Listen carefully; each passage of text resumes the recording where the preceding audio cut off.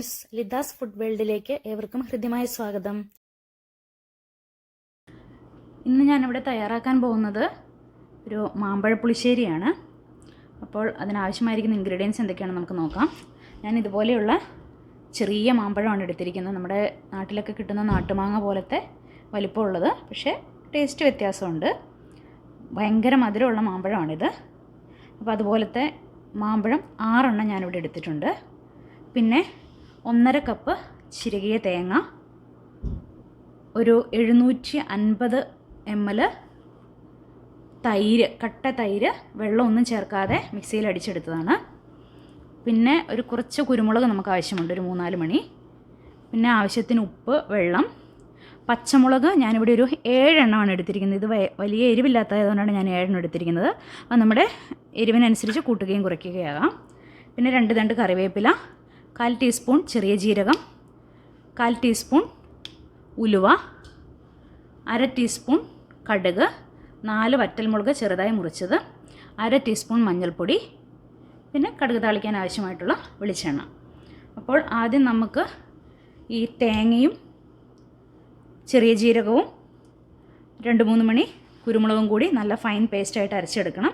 അതുപോലെ തന്നെ നമ്മുടെ പച്ചമുളകും ഒരല്പം വെള്ളം ചേർത്ത് നന്നായി അരച്ച് ചേർക്കണം. നമ്മൾ ഇതിലേക്ക് വേറെ മുളക് പൊടി ഒന്നും ചേർക്കുന്നില്ല. അപ്പോൾ ഞാനതൊന്ന് അരച്ചെടുക്കട്ടെ, അത് കഴിഞ്ഞ് നമുക്ക് തയ്യാറാക്കാം.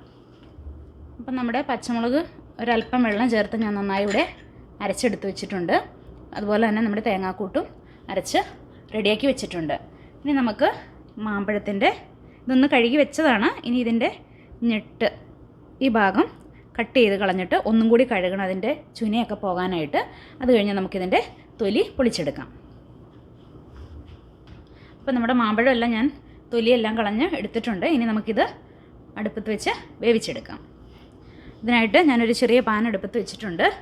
അതിലേക്ക് നമുക്ക് മാമ്പഴമെല്ലാം ഇട്ട് കൊടുക്കാം. മധുരം കുറവുള്ള മാമ്പഴമാണെന്നുണ്ടെങ്കിൽ നമുക്ക് ആവശ്യത്തിന് പഞ്ചസാര കൂടി ചേർത്ത് കൊടുക്കുക. ഇത് നല്ല മധുരം ഉള്ളതായതുകൊണ്ട് ഞാൻ ഒരു അല്പം പോലും പഞ്ചസാര ചേർക്കുന്നില്ല. ഇനി ഇതിലേക്ക് നമുക്ക് ആവശ്യത്തിന് ഉപ്പിട്ട് കൊടുക്കാം. കുറച്ച് കറിവേപ്പില, ഇനി ആവശ്യത്തിന് വെള്ളം ഒഴിച്ച് നമുക്ക്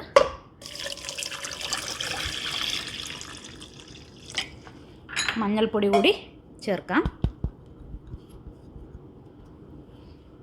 ഇത് നന്നായി ഒന്ന് ഇളക്കിയതിന് ശേഷം അടച്ച് വെച്ച് വേവിക്കാം. ഇതിൻ്റെ ഈ വെള്ളം, നമ്മൾ ഒഴിച്ച വെള്ളമൊക്കെ ഒന്ന് കുറുകി വരണം. അപ്പോഴത്തേക്കും മാമ്പഴം നന്നായി വെന്ത് ഉടഞ്ഞോളും. അരച്ച് വെച്ചിരിക്കുന്ന പച്ചമുളക് കൂടി നമുക്കിതിലേക്ക് ചേർത്ത് കൊടുക്കാം. നന്നായി ഒന്ന് ഇളക്കി യോജിപ്പിക്കാം.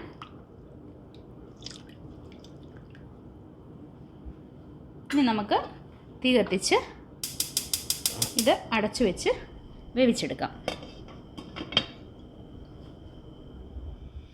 അപ്പം നമ്മൾ വേവിക്കാൻ വെച്ച മാമ്പഴം എന്തായെന്ന് നമുക്കൊന്ന് അടപ്പ് തുറന്ന് നോക്കാം.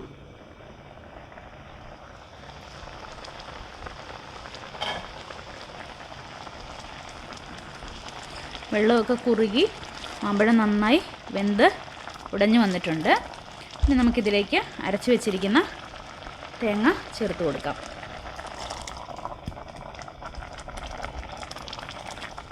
നന്നായൊന്ന് ഇളക്കാം.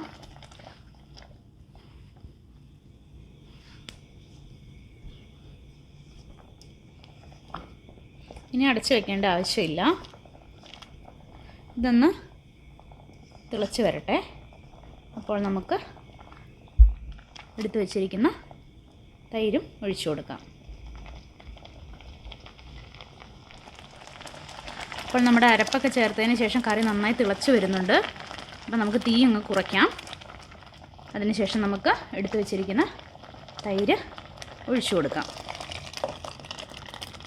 ഇനി തീ കുറച്ച് തന്നെ വെക്കാൻ പാടുള്ളൂ, തൈര് തിളച്ച് പോകാൻ പാടില്ല. അപ്പം നമുക്ക് കൈ എടുക്കാതെ തന്നെ നന്നായി ഒന്ന് ഇളക്കി കൊടുക്കാം. ഈ സമയത്ത് നമുക്ക് ഉപ്പ് നോക്കിയിട്ട് ആവശ്യത്തിനുള്ള ഉപ്പെല്ലാം ഇട്ട് കൊടുക്കാം. അപ്പോൾ നമ്മുടെ തൈര് ചേർത്തതിന് ശേഷം ഞാൻ കൈയെടുക്കാതെ ഇളക്കിക്കൊണ്ടിരിക്കുകയായിരുന്നു. അപ്പം എല്ലാം നല്ലതായിട്ട് ചൂടായി വന്നിട്ടുണ്ട്. നമുക്കിനി തീ അങ്ങ് ഓഫ് ചെയ്ത് കൊടുക്കാം. ഇനി നമുക്കിതിലേക്ക് കടുക് താളിച്ച് ചേർക്കാം.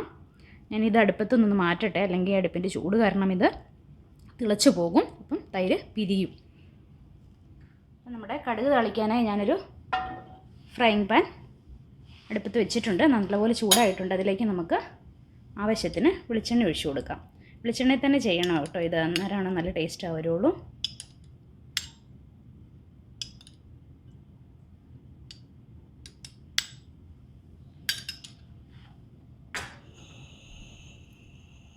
നന്നായി ഒന്ന് ചൂടാകട്ടെ.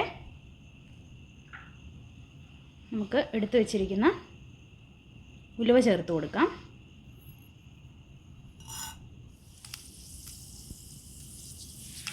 നമ്മുടെ ഉലുവ ഇവിടെ പൊട്ടി തീർന്നിട്ടുണ്ട്. നമുക്ക് എടുത്തു വെച്ചിരിക്കുന്ന കടുക് ഇട്ട് കൊടുക്കാം. നമ്മുടെ കടുകും ഇവിടെ പൊട്ടി തീർന്നിട്ടുണ്ട്. നമുക്ക് മുറിച്ച് വെച്ചിരിക്കുന്ന വറ്റൽമുളക് ഇട്ട് കൊടുക്കാം. കറിവേപ്പിലയും ചേർക്കാം.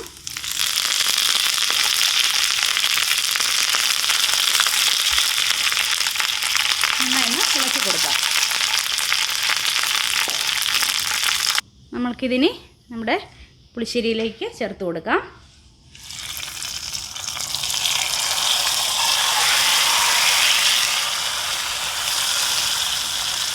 നമുക്ക് ഇതൊരു 5 മിനിറ്റത്തേക്ക് അടച്ചു വയ്ക്കാം. അപ്പോൾ നമ്മുടെ മാമ്പഴ പുളിശ്ശേരിയിലേക്ക് കടുക് താളിച്ച് ചേർത്ത് അടച്ചു വെച്ചിട്ട് ഒരു 5 മിനിറ്റ് ആയിട്ടുണ്ടായിരുന്നു. നമുക്കിനി അടപ്പ് തുറന്ന് നോക്കാം. നന്നായി ഒന്ന് ഇളക്കി കൊടുക്കാം. കണ്ടോ, നല്ല കുറുകി വന്നിട്ടുണ്ട്. ഇനി തണുക്കുമ്പം അല്പം കൂടി കുറുകും. നല്ല ടേസ്റ്റാണ്. ഇനി നമുക്കിതുപോലെ ചെറിയ മുഴുവനോടെയുള്ള മാങ്ങ കിട്ടിയില്ല എന്നുണ്ടെങ്കിൽ നല്ല പഴുത്ത മാമ്പഴം ചെറിയ കഷ്ണങ്ങളാക്കി വേവിച്ചും നമുക്ക് മാമ്പഴ പുളിശ്ശേരി ഉണ്ടാക്കാം.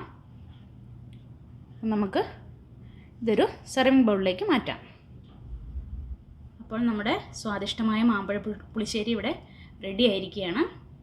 എല്ലാവരും ഈ റെസിപ്പി ഒന്ന് ട്രൈ ചെയ്ത് നോക്കണം. എല്ലാവർക്കും ഇഷ്ടപ്പെടും. അപ്പോൾ എൻ്റെ വീഡിയോ ഇഷ്ടമായെങ്കിൽ ലൈക്ക് ചെയ്യുക. ആദ്യമായാണ് നിങ്ങൾ എൻ്റെ ചാനൽ കാണുന്നതെങ്കിൽ ചാനൽ സബ്സ്ക്രൈബ് ചെയ്യുക. തൊട്ടടുത്ത് കാണുന്ന ബെൽ ഐക്കൺ കൂടി ഒന്ന് എനേബിൾ ചെയ്യുക. അടുത്ത ദിവസം മറ്റൊരു റെസിപ്പിയുമായി വീണ്ടും കാണാം.